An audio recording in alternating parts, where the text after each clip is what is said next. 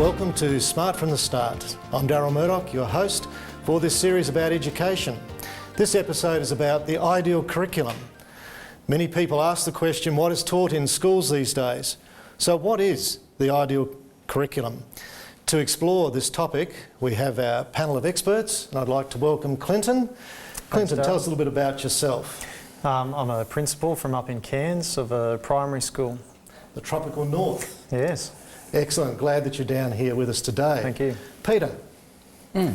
Yes, thanks Daryl. Good to be here. I've been a maths teacher for many years, a principal, but now I'm a school administrator. Excellent. I'm sure with your background in curriculum you'll have some excellent thoughts to share with us today. Leanne. I'm the head of a primary school in West Melbourne, part of a P-12 campus, and I take care of the primary school, which has about 350 children. And understand curriculum is your passion. Absolutely. Great. Good quality learning and teaching. Excellent. Josh, welcome. Thank you. I teach at Macquarie College up in Newcastle. I'm part of the English and History faculty there in the secondary school and loving it. Well, I'm sure our panel is going to have a great deal to offer today as we explore the ideal curriculum. It was Sir William Curtis who way back in the 1890s coined the phrase the 3 R's: reading, writing, arithmetic. Now, a lot has changed in the intervening years, and it is considered that young people today need to know a lot more than the 3 R's. In fact, the curriculum has become extremely crowded over time. But first of all, before we go any further, perhaps the first thing we need to do is perhaps define what we mean by this word curriculum. What is it? Who'd like to give us a little bit of an idea of what they perceive curriculum to be? Perhaps Peter. Well, curriculum is really everything that a school teaches, or everything a student learns rather, when they're at the school. Yes, it can be written down, and it is written down. It can be a predefined set of goals, objectives that the students are to learn, but it can also be some other things. Clinton. Well, I think curriculum can be not only what's taught but what's caught in terms of how's the classroom laid out. What posters are there. Are the kids doing group work or are they working individually? That all says something about how they learn. Even the discipline program of the school and the class, that's teaching them various things. Sure. And I suppose the big one for me is the teacher-student relationship. That's really what the curriculum is all about. So curriculum... Sorry, no, go on. If you have a passionate teacher, you have passionate learning going on. Absolutely. True. And I think we'll come to that later as we're looking at the ideal curriculum, the role of the teacher in a changing society. There's lots of knowledge to be learnt. In fact, it's almost impossible to keep up with the amount of knowledge that is available to us. So the ideal curriculum, it's then more than knowledge. It's going to be an interesting topic to explore. But in terms of what is expected of teachers these days, it seems to me that there's just so much more that is piling on and on to teachers' plates in terms of what they're to cover with children in schools. Leanne, you've been to England, you've seen this there, you've seen this in Australia. What have you seen happening in this area? Yeah, I think there's a lot of initiatives that now fall on a school's lap that traditionally have been addressed at home. For example, here in Australia, we've got issues with childhood obesity, so all schools need to do a minimum of 100 minutes of PE per week. Also, most tuck shops have really specific guidelines on what types of food can be eaten so that our children are getting healthy food, which is a fantastic concept. But those things are now massively lying at a school's door. So, and also things like values. So traditionally society had those values, families had a big emphasis on values, but now all schools, whether it's a Christian school or not a Christian school, we all have to teach values. Josh, from your perspective, is it becoming more challenging to cover the bases in terms of curriculum? Yeah, I think it definitely is. There's so much content out there now that you can feel overloaded, and as Leanne said, like the curriculum is just becoming more and more crowded, and teachers sometimes are becoming more and more time poor, and people are just feeling more rushed to get through it, and rather than going deep, we're sort of having to skim a little. But I think that there are ways of going around it, and yeah, I think it's becoming more about the skills rather than the content in some ways. I think one of the things that I have found interesting is that schools seem to be taking on more and more socialisation roles from perhaps the family, and I'm not sure if that's necessarily a good thing, but school camps, school trips, these kind of things seem to have been added into the school program, where perhaps traditionally that was more the domain of families. Have you found this in your experiences? Yeah, look, I think that's true, and even the teaching of resilience. How to get young people to cope with the pressures of everyday life. That is something that we would have expected that parents would have a big role in, but schools are also having their part in as well. Yeah. Absolutely, and I think it's the world over. I think in England and here and the systems I've worked in, it's exactly the same pressures and exactly that, trying to help our children to cope with the rapid change that we're all experiencing. So what skills can we give them to cope in a world that is rapidly changing? Okay, something that is very important these days is the explosion of knowledge that's occurred through the internet. I mean, the explosion of knowledge has occurred regardless of the internet, but it's so much more available in today's world. And I think this has changed the face of teaching and what we now would consider the curriculum to be. So where have we gone in terms of adjusting to this whole area of working with the internet? I think that's certainly something we should explore. And at this point in time, we're going to take a break, but when we come back, we're going to be looking at what has been the impact of the internet and the explosion of knowledge available to people and its impact upon teaching and learning.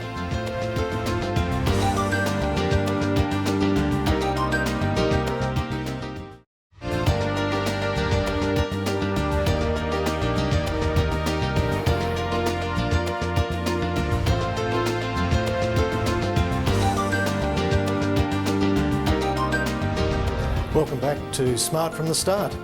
We're going to continue our discussion on the ideal curriculum. Thus far, we've established that the explosion of knowledge in today's world has created many headaches for educators in terms of what should be taught.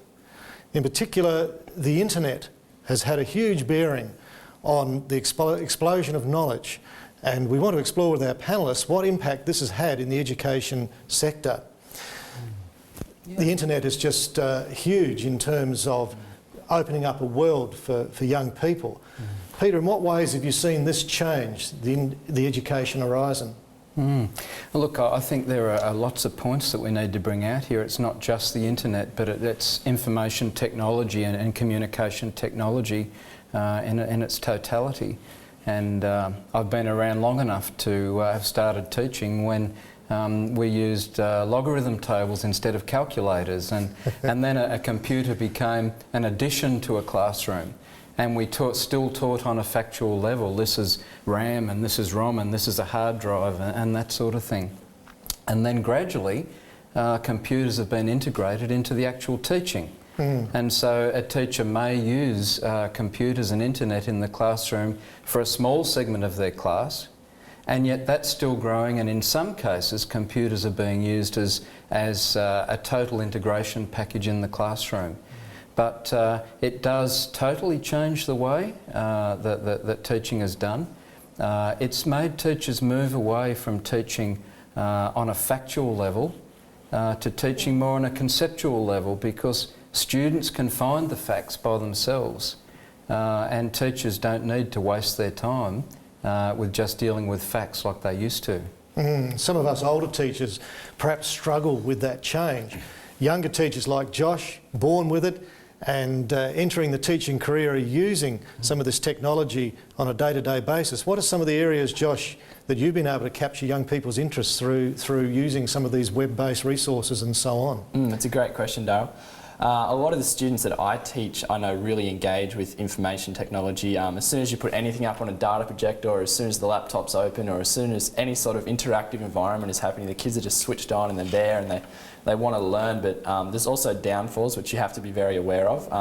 I find one of the struggles I have is actually finding that students don't come up with as much original content anymore. Often students will just want to find something on the net and replicate it, or just use it, and it's becoming a challenge to make sure that they, yes, understand that there is this knowledge out there, but they need to be able to internalise it, process it, and give their spin on it. And I think that's becoming a real key point that teachers are having to focus on now. So learning to use the internet responsibly. Yeah, exactly. The kids these days are what we call digital natives. Yes. And I think sometimes they leave us for dead in what they know. So the challenge is to engage these young people. Has that somehow impacted on the role of the teacher? Are they now obsolete, or does the teacher still have an important part to play? Well, I actually think that it's changed the concept of what we're doing, in that many of the jobs for the children that we're teaching now, their careers have not been created. So what can we as educators do to support them in a way that they're going to be able to go into the workforce that doesn't yet exist? So that, I think that's brought a huge change around. So it's more of a skill focus. So what skills can I teach these children that are actually going to help them be flexible, resilient, good communicators, good at problem solving, to be able to do those things that we don't yet know about. A really challenging environment. Clinton? Well, I think that a lot of people would see teaching computers as a bit scary, because, you know, they may not fully understand computers, but nowadays you don't really have to. All the teacher has to be is the facilitator. I know it used to be, so to speak, jug to mug. You know, we teach it, they learn it, very simple, just direct line. But nowadays it's more about, okay, well, how can we go about this learning together? I remember talking to someone very recently, and they were trying to teach a computer program, and they didn't know a specific part of the program. And so they said, well, you know, we'll learn this together. Yeah. And the student at the end said, did you really know that? And the teacher said, well, no, but we learnt it together, and facilitating the learning. Yeah. It's a changing situation, isn't it? Yeah, It's it is. more the teacher now is as a mentor coach type of role. Peter, you were going to comment on that. Oh, I was just going to make the observation that rather than teachers maybe feeling redundant, speaking as a parent now, I think it's very easy for parents to feel redundant with the internet and the computer in the home. And it's a real paradox, because students are alone a lot more than they used to be because of mum and dad both working. They may be alone, but they're not alone. Because they have their telephone and their text messages and their chat conversations over the web, and it really is something that parents need to be aware of. It's a whole online community. I know at the end of the day, the last thing you'll hear kids saying is, "Oh, I'll see you on MSN, I'll see you on the internet, and let's chat tonight." And it's sort of where it's going. So we established that curriculum is all we do in schools, and obviously that encompasses the internet and all the various aspects of IT that we've just chatted about here. But when we bring it down further to what happens in schools, are there certain skills that we should be really focusing on, as you were saying, Leanne, to prepare young people for the world they're going to face out there, and perhaps even jobs that aren't even there or have been created at this point in time? Let's focus on then, in the ideal curriculum, what should some of these skills be? Leanne? Yeah, I think it's probably some of those things I said before. So problem solving. Can they work through problems, whether that's literacy, numeracy, or whether it's conflict resolution? Can they actually work through those issues? You know, thinking skills. Can they think their way through it? Can they think in a critical way? Do they know where this information's come from? What's the agenda? Why has this been written? What's the purpose? Who's the audience? I think teaching all of those things really help our children and us as adults as well. Very good. Anybody got any more to add on this topic? It's a very important topic, and sometimes parents get a bit hung up on the fact that their children are not learning content, but it's a change of focus. Peter? Well, I think our government in Australia has led the way in insisting that every school have a flagpole and a flag, and I think that's symbolic of the fact that they would want us to, and we would want to, be teaching our students something about civics, what it means to be an Australian, how to deal with those around us in a polite and courteous way. No, very true. Which also builds on, I mean, Australia is a very multicultural country, yes. so which builds into the values of tolerance and fairness and, you know, being able to interact not just as a citizen in the environment that I'm in here, but on a global scale. Which are the very values that we've been talking about. It's important. It's equipping them for life. Very good. Your comments have been excellent. I think there's more that we can explore in this area in terms of values, in terms of skills. And when we come back from the break, we want to continue our exploration of what is the ideal curriculum, what are the skills, what are the values that should be taught in schools as part of the ideal curriculum.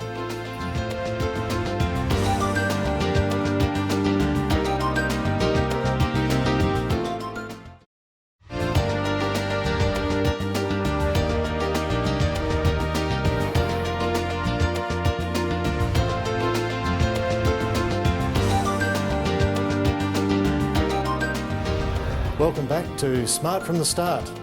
Our panellists have been discussing what are the ideal values that should be incorporated into an ideal curriculum, the values and skills. Panellists, I'm just wondering if you might have a perspective on where does the Christian values and approach fit into the ideal curriculum, if at all? Clinton. Well, I think it's all based on the Word of God. And our society is, you know, based on the values of the Word of God, you know, justice and giving everyone a fair go. And, you know, really that's where it fits in with a Christian school. It shouldn't, teaching Bible or teaching the Word of God isn't really an added extra. I think it should be a lens or a focus through which we see everything. Yeah, so that's where I'd see it fitting in. So it has a place, Josh? Yeah, I agree with Clinton about it's sort of the way in which you view the curriculum. So rather than just saying, yes, justice is a principle, you can look at it and say, yes, but where does that principle come from? And acknowledge that it comes from the Bible and from Jesus and from a greater source and for a greater reason. So I think that kids can get a more eternal concept of it's a value that has sort of everlasting significance, not just we're teaching it because we have to, but rather this is really going to impact your life if you get an understanding of what it means. So they get a sense of their place in the world, maybe. Yeah, absolutely. They often talk about Jesus being the master teacher. Is there something we can learn from perhaps his approach? Oh, absolutely. Jesus is the model teacher. Everything that a teacher does in a classroom with students, Jesus illustrated in his life. Whether it be the way he asked questions, open-ended questions, or the way he actually treated the people who were listening to him, even caring about their health and their eating requirements and all the things that passed people by. Jesus was concerned about it all. So as the model teacher, he is our example as Christian teachers in Christian schools. And you've used the word caring there, Peter. And I think if we think back upon our schooling, it was teachers who cared about us as individuals that really switched us on to learning. So we were talking earlier about, are teachers now somewhat obsolete? It's all there on the internet. Kids can get it at home, at school, wherever. They've got their iPods, they've got their phones. Such an incredible array of knowledge. So is the teacher now perhaps obsolete to some degree?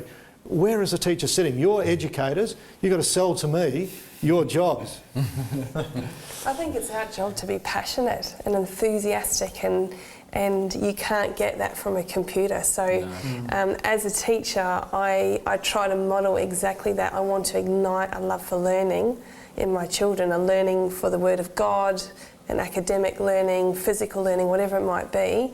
My job is to actually make it exciting and get them engaged in what's going on, most definitely. Josh, is there a teacher that's inspired you? There is, definitely. I can think of a number of teachers who just passion for life was just so, you know, it was just there and you could see it. I remember a science teacher who just loved to talk about acid rain. I don't know why, but he'd mention it and he'd just go, and it was just amazing to see how passionate he was about his subject and what he taught. And it does inspire you. It makes you think this is worth learning. If he's that excited about it, it's got to be something good here. Daryl, there's a lot of information out there, as we've been talking about, but we've got to remember that a lot of that information is not good information, and it's not information we'd want our students to get hold of and study from or learn. And there is another role of the teacher. That it's the teacher's job to guide the student into how to access information, but also how to filter information. What is good information for them to be learning? Well, you're doing a pretty good job.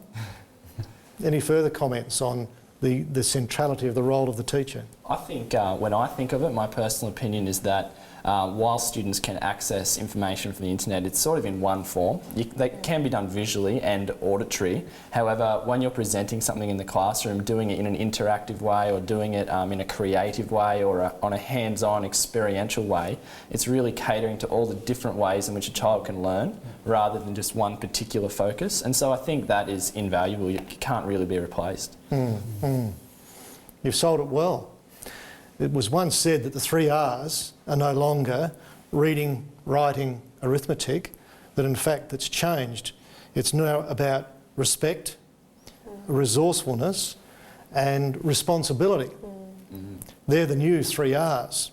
So as we come to the end of this episode on the ideal curriculum, what are therefore the elements of the ideal curriculum that we need to be looking at in today's world? No longer can we say there's a fount of knowledge to be taught and you know everything. It has to change. So in the ideal curriculum, what should parents be looking for in terms of their child coming home with on a day-to-day basis? Clinton? I think their children should be coming home day to day with the critical thinking skills to be able to choose the right pieces of information, and not only that, but how to use it. Because there's, as we've said, there's a lot of information out there that's absolutely useless or wrong. But yeah, if they can really understand where they're going, what type of information that they want, then yeah, I think that's important. Thanks, Clinton. Leanne? Yeah, for me it's that having a balanced approach to all things. So, you know, spiritually, how do they view the world? Do they have hope in a world that actually has a lot of hopelessness? You know, physical capabilities, emotional, are they going to learn how to be emotionally strong and cope and be resilient? So, you know, all of those things entwined into academic, learning those skills like Clinton was saying, to be able to sift through the enormous amount of stuff that's out there. Let's come across and see what Josh has got on this topic. Yeah, I agree. I think that you know, there's so many things in which students have to learn, and really I think it's incredible that for many students school is the one constant, it's the one safe place. Like I've got some students who don't want to go home because at school it's set out and it's structured and they know what to expect, and they feel capable of learning there because you're catering to more of those needs than just the 3 R's. You're catering to things that they're not getting anywhere else. So I think that's quite invaluable also. Peter, do you have a perspective on this? Well, it's really a passion for learning that I want to see the students have. When they come home from school, I want to see if they're going to get on the computer, and they're going to. I want to see them get on and have it based on their study. I want them to learn from it, not just to get onto the MSN and that sort of thing. I want them to really have a passion and really light up to learn. Well, thanks, panellists. You've done a fantastic job exploring what is the ideal curriculum. Perhaps to some degree we've exploded the myth that there perhaps is an ideal curriculum, that indeed knowledge is something to be gained, but it is perhaps more the skills, the abilities, the values that really determine what is important. And above everything else, it's the passion of the teacher that must shine through.